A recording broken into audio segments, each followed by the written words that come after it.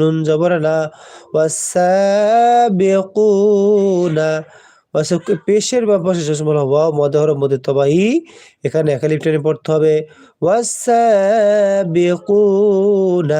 ওয়াসাবিকুনা। মাশাআল্লাহ, মাশাআল্লাহ, অনেকে লাইক করেছেন, 100 লাইক ডান করে দিয়েছেন। অসংখ্য ধন্যবাদ, অসংখ্য ধন্যবাদ। নুন শিন জবর না, সিন খারা জবর সা, সিনের উপরে খারা জবর একালিপ্টেরিয়া পড়তে হবে সা।